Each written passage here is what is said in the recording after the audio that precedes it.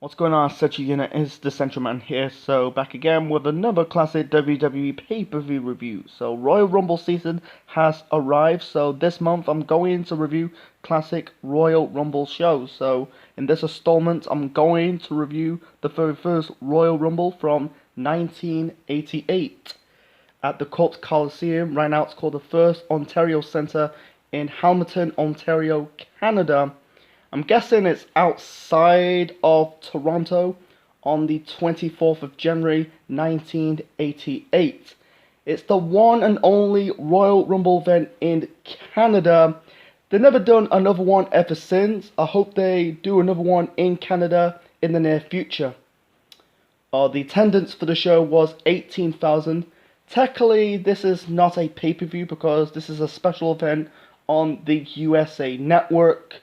The following year, in 1989, will be the first one on pay-per-view. This is on the same night as the Bunkhouse, The Bunkhouse Stampede. That is the NWA/GCP show. I'll probably review that show in the near future. It's very funny that in 1987, this is like years before, the Monday Night Wars. WWF and GCP, NWA, the future WCW, they were still feuding, because one do a pay-per-view, one do a special event, because in 87, WWF did the very first Survivor Series pay-per-view, and I think the Starcade show, the same time as the very first Survivor Series, I think that was a special event on TV, and then fast forward 2 months later, this event, the Royal Rumble, was on the USA Network, and the Bunkhouse Stampede was a pay-per-view, and then 2 months later, NWA did the very first Clash of the Champions, that was on TBS, and then WWF did WrestleMania 4 on pay-per-view. Anyway, so yeah, the commentators for the show is Vince McMahon and Jesse the Body Ventura. 3 matches on this show. Very rare to see just 3 matches on a pay-per-view instead of the traditional 6, 7, 8, or 9 matches on a pay-per-view. Anyway, so 3 matches on the show, 2 segments on this show, 1 good and 1 bad. Let's talk about the bad segment on this show. It was Dino Bravo doing bench pressing. You go to the gym, you end up bench pressing with a barbell. Dino Bravo is trying to break a world record in bench press because at the time the world record holder of the bench press was a fellow pro wrestler in the name of Ted Arcidi. He's also, he was a pro wrestler / powerlifter. I think the world record at the time was 705 pounds. Right now in our current timeline, I think the world record was about 739, I think. And the world record holder in our current timeline is a powerlifter in the name of Julius Mannix. Go and check out on YouTube his channel. He's the strongest motherfucker on the planet. Anyway, so yeah, it was a bad segment. The fans were booing. They're booing Dino. They were booing Frenchie Martin, who is Dino Bravo's manager. Jesse Ventura is basically the spotter for Dino Bravo to attempting the bench press world record. It was just like, it was boring. The fans do not care. They're crapping on the segment. Dino getting pissed off by the fans. That's, sometimes heels get pissed off by fans. The fans, hate the heels. They just try to boo him out of the building. It was just like, it has no purpose. It's just a piss-breaking segment. It was about 15 minutes. Guessing like Dino broke the world record, and that was it. Dino, his career in WWF was, I don't want to get into it because I watched Dark Side of the Ring, talking about the death of Dino Bravo. I don't want to get into it. He's just, he was speaking good English. I'm not, because in the documentary he said he's speaking broken English. That's not the case. He's not really born in, he's from Quebec, but he was grown up, I think he grew up in Quebec, because he was born in Italy. It was a crap segment. it's not leading anything. You know, they did this following really a same segment at the following year's Royal Rumble event in 1989 when Rick Rude and the Ultimate Warrior did a muscle pose down. Doing segments in pay-per-views. This show is not a pay-per-view, but doing pay-per-views and segments in pay-per-views, it never worked. Do it on a weekly show, not on a pay-per-view that people spending a lot of money. Seeing Dino bench press. This is not a powerlifting meet. It's not a powerlifting contest. People want to see a pro wrestling show. They want to see some professional wrestling. Not some guy doing some, bench pressing. They hype Dino to being this world's strongest wrestler. This is like years. Mark Henry is the world's strongest man. Anyway, the good segment on the show, it was a contract signing for the WrestleMania 3 rematch between Hulk Hogan and Andre the Giant for the WWF Championship. At least it's leading up to somewhere. And compared to the previous segment, it was just a meaningless segment, not leading nothing. It was not really proving nothing. It was just basically a filler segment. This was good, Instead of the rematch at Saturday Night Main Event on the 5th of February, a couple weeks later. Anyway, Hogan and Andre did not talk in this segment. Ted DiBiase, the $1 Million Man, was at the time allied himself with Andre the Giant. I'm guessing Andre is still part of the Heenan family, but I think Heenan was still doing the Heenan show. He stuck around in WWF television, Heenan. Anyway, he was basically talking trash to Hogan. Says if Andre wins the title, he'll be a rich man, and you just sign your career ending. He's basically Andre's gonna end your career. And Andre attacked Hogan, to build some heat, going into the rematch, the WrestleMania 3 rematch at Saturday Night Main Event a couple weeks later. It was ended with Andre winning the title, ended Hulk Hogan's 4-year reign as the WWF World Champion, and it was the same night as, the double referees, the Hebners, Jack Tunney, the kayfabe WWF president, take the title away from Andre, and it took the title away from Ted DiBiase. They set up a tournament at WrestleMania 4. That's another story for another time. Anyway, that was the segments out. Let's talk about the matches on the show. The first match to kick off the 31st Royal Rumble, we got Ravishing Rick Rude versus Ricky the Dragon Steamboat. It was a good opener with a weak finish. They had bad matches over the years. It's really funny, last summer I covered WCW's Beach Splash 1992. They had a sick Iron Man match. It's a shame because at the time in WCW in 1992, Rick Rude was the United States champion. It's a shame, but anyway, travel 4 years in the late 80s in 1988. This match was it was okay, but it's nowhere near as the Iron Man match at Beach Splash 92. That was a better match. It was good technical style wrestling. A lot of, not really necessarily rest holds, but you can tell they're doing grappling. It was a weak finish. It was a lot, 1 or 2 near falls. Steamboat was going for a crossbody. Rude trying to use I'm guessing Earl Hebner, the referee, as a shield. So Steamboat hit the crossbody instead of hitting Rude. Rude didn't get out of the way. He basically used the referee as the shield. Steamboat hit the referee with the crossbody. Rude locked Steamboat with, I'm guessing it was not a torture rack. It's basically like a backbreaker submission hold. I thought he won this match. Unfortunately, he got himself disqualified because Rude really got his hands on the referee. That was a no-no. You do not put your hands on the referee. Depending on what timeline it's from, whether it's from the 80s, whether it's from the 90s, 2000s, or our current timeline, never touch the referee. Steamboat won this match via disqualification. It's basically one's staying, one's going. Rude sticked around until 1990, before, he pulled out with the WWF go to WCW. That's Rick Rude. He's staying. He became, an IC champion. I think he became a two-time Intercontinental champion. The Steamboat, he left the company. I think it was later that year in '88, and then I think he returned to the NWA.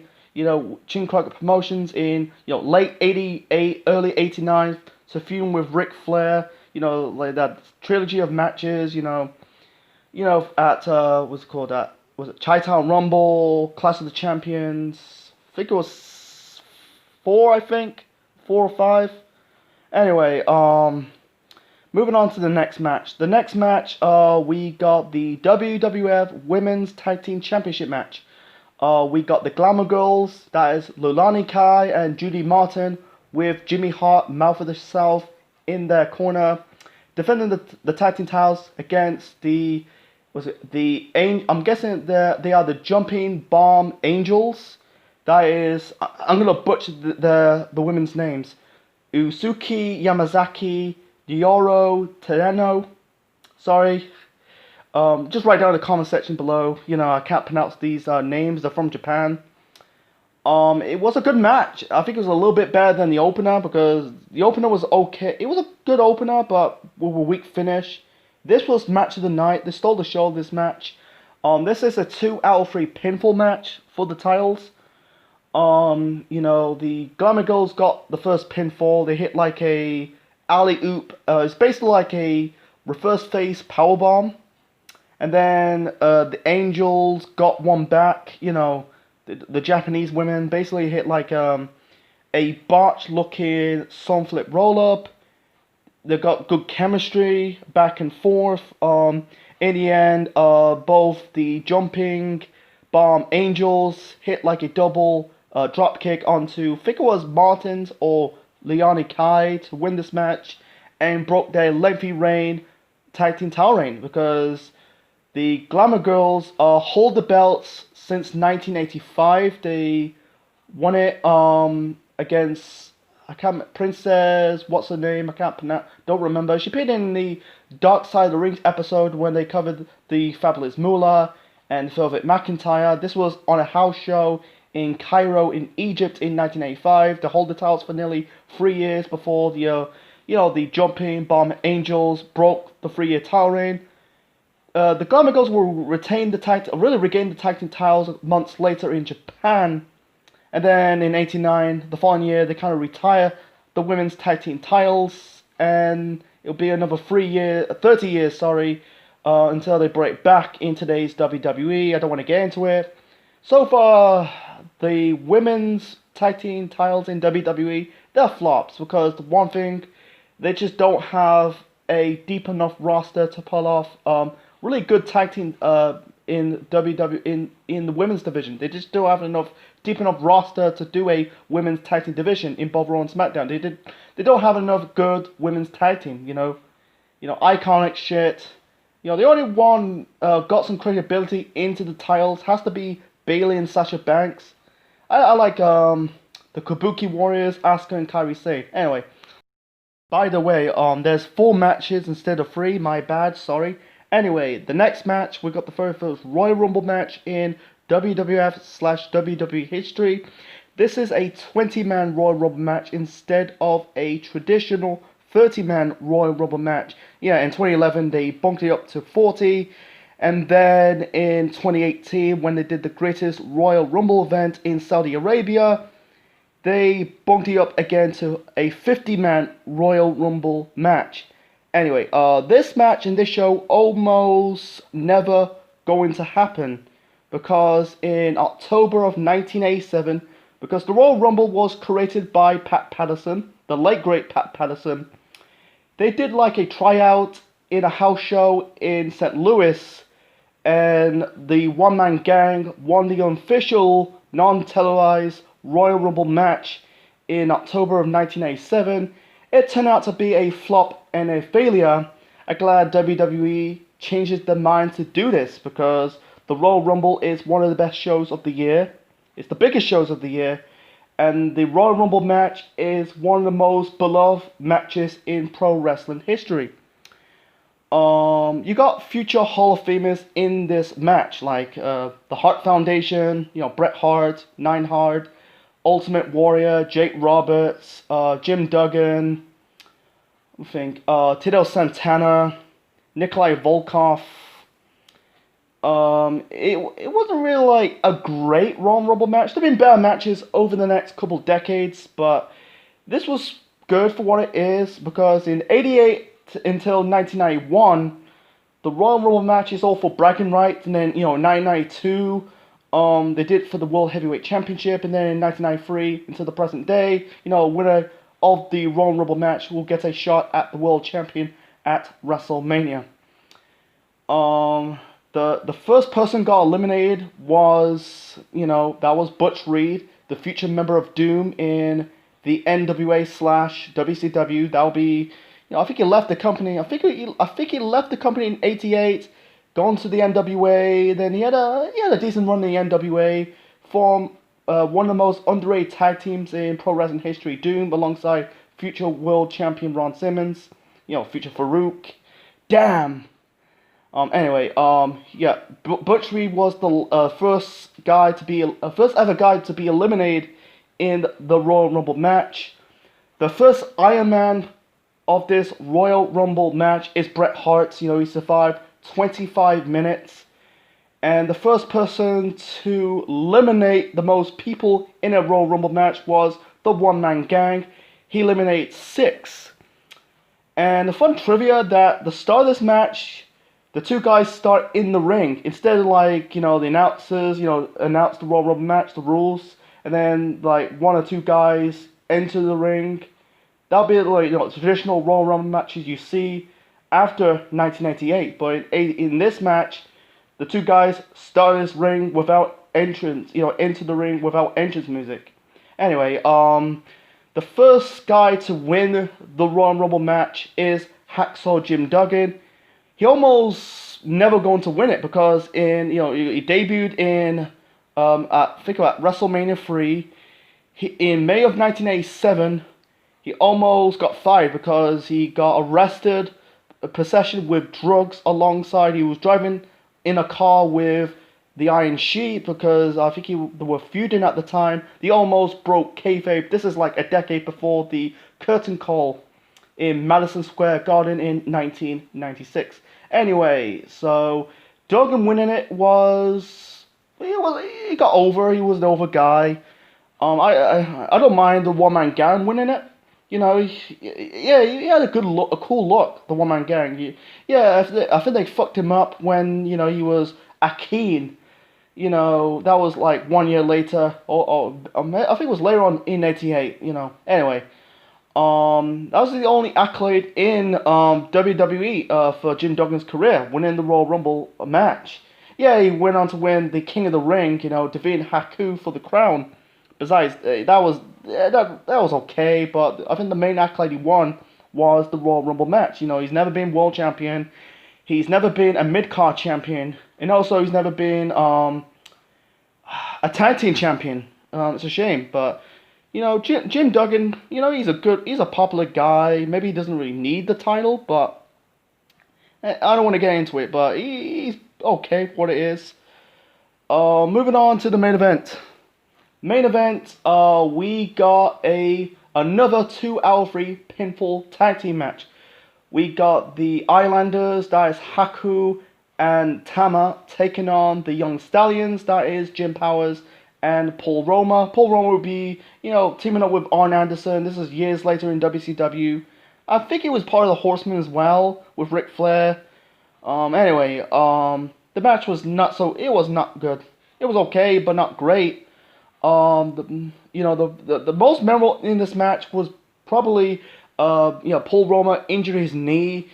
I think it was Haku kind of Irish whip Roma out of the top rope. He injured his knee. The Islanders won the first pinfall, and then they went on to win, the second pinfall. Basically, worked on the knee of Paul Roma, locked him in I think it was a half Boston Crab to win this match. Yeah, the very first Royal Rumble event ended with a sour tag team match. In my opinion, they should have really I wish they end this event with the Royal Rumble match instead of let's have a tag team match end this event. It's just like, the next time they'll do that will be in 1996 with Bret Hart versus The Undertaker for the WWF Championship. Yeah, it's just like the title's not on the line. The Islanders and the Young Stallions, they're not really like biggest names in WWF history at the time, because the biggest tag teams in that company was at the time was the Bulldogs, and I think it was the Demolition, and then the Russos and the Hart Foundation, and 1 year later with the Rockers, and then 2 years later with LOD. I think there are rumors like they killed that push because I think after that they were both like losers, and then in '89 they broke up the Young Stallions. Anyway, yeah, it was just like, it's not a way to end the Royal Rumble event. It was the wrong match to main event this show. I wish they have the Royal Rumble match, was basically the headline for this show, to main event that show. If they switch matches around, have the tag team match be the third match of the show and the Royal Rumble match be the main event, it'll be a way to, basically leaving the fans happy. And, instead of, it was okay, but not like great. It could be a lot better. I think that they were about to have, the Young Stallions win this match. Unfortunately, Paul Roman's injury really changes the finish of the match. Anyway, so my final rating for the very first Royal Rumble event is a 7 out of 10. It's still a good show. I think it was a success. They did well in the ratings, and then the following year they did the first one on pay-per-view. The match of the night has to be the women's 2 out of 3 tag team match for the tag team titles. Glamour Girls versus the Jumping Angel Bombs. The second best match has to be the Royal Rumble match, and then the third best has to be Steamboat versus Rude. It was a good match with a weak finish. I place the main event. It wasn't really, like I said, it wasn't a bad match, but I put it in the okay. The only bad on the show has to be the Dino Bravo segment. So, I hope you enjoyed my review of Royal Rumble 1988. Leave your thoughts in the comment section below, smash the like button, and subscribe to the Central Man Network on YouTube. Next time, let's travel 21 years into the future. I want to review this show because last year I reviewed Backlash 2009. I'm going to review Royal Rumble 2009. This is the Central Man officially signing out. Check you later.